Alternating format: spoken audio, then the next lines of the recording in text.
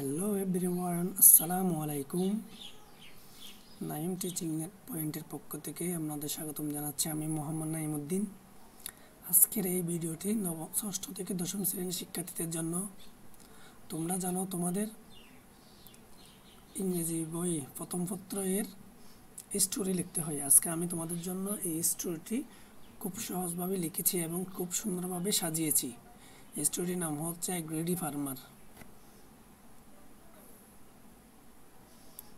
দেখো, এই বাংলা এবং অর্থসহ শব্দের অর্থসহ এই স্টোরিটি আমি তোমাদের জন্য রেখেছি। তোমরা যারা ষষ্ঠ থেকে দশম শ্রেণীতে পড়ো তাদের জন্য এটি খুব কাজে আসবে। তোমরা জানো তোমাদের পরীক্ষায় হিস্ট্রি আছে। এইভাবে প্রথমে কিছু স্টোরির কিছু অংশ দিয়ে দেয়। এরপর এই অংশটি পরে তোমাদের নাম লিখতে হবে, স্টোরিটি কী নাম। কারণ এখানে তোমাদের বুঝতে হবে স্টোরিটি পরে এই স্টোরিটির হেডলাইন কি হবে, টাইটেল দিতে হয় আর কি।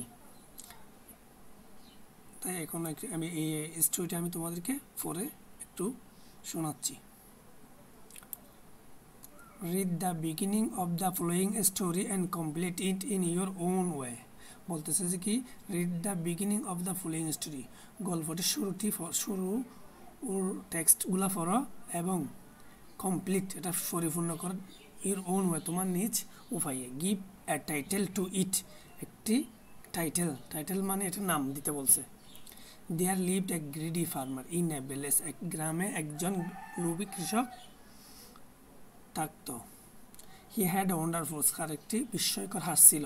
The goose laid a golden egg every morning, হাঁসটি প্রতিদিন সকালে একটি করে স্বর্ণের ডিম পারত।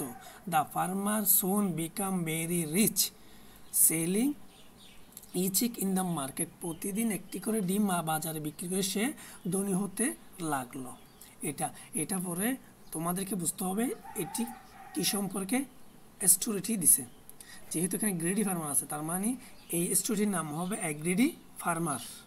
দেখুন, প্রথমে এরকম হেডলাইন দেবে, এরপর যতটুকু আসা তোমাদের পরীক্ষায় ততটুকু, প্রশ্নে যতটুকু দেওয়া থাকবে ততটুকু লিখে নিবে। প্রশ্নে দেওয়া আছে এতটুকু, দেওয়া আছে এতটুকু লিখে নিবে। এরপর থেকে তোমাদের নিজ থেকে লিখতে হবে। এরপর যেহেতু এগুলো আমরা পড়েছি আর পড়তেছি না, এগুলো পড়ব। But the farmer was greedy, কৃষকটি ছিল লোভী। হি ফেল্ট দ্যাট, সে অনুভব করলো, could have all the eggs in a day, সে সবগুলো ডিম একসাথে নিয়ে ফেলবে। And could become a richer overnight, এবং রাতারাতি ধনী হয়ে যাবে। দ্য ফার্মার থট দ্যাট, সে কৃষক চিন্তা করলো যে the goose must have a number of golden eggs, হাঁসের মধ্যে অনেকগুলো ডিম আছে। ইন ইটস স্টোমাস, তার পেটের মধ্যে। He felt if he could receive all of them, সে মনে করলো যে সবগুলো ডিম যদি সে একসাথে নিয়ে ফেলে, he could have been richer very soon, সে খুব শীঘ্রই ধনী হয়ে যাবে। The greedy farmer consult with his wife, লোভী কৃষকটি তার স্ত্রীর সাথে পরামর্শ করলো। She readily agreed with the proposal, সে খুব সহজে রাজি হয়ে গেল। The farmer brought a sharp knife, তারপর কৃষক একটি ধারালো ছুরি আনলো। অ্যান্ড কাট ওপেন ইটস বিলি, এবং তার পেট কেটে ফেললো। বাট এলস, কিন্তু দুঃখের বিষয়, he found no eggs at all in it, কিন্তু সেখানে কোনো ডিম ছিল না। The goose died at once, হাঁসটি মারা গেল। The foolish farmer lost the goose, লোভী কৃষক তার হাঁসটি চিরদিনের জন্য হারিয়েছে। With its prospect of golden eggs too, তার স্বর্ণের ডিম সহ। Thinking over this misdeed he soon brass, তার বোকামির জন্য সে গরিব হয়ে গেল। সেই চিন্তা করে সে কাঁদতে লাগলো। এটা মোরাল।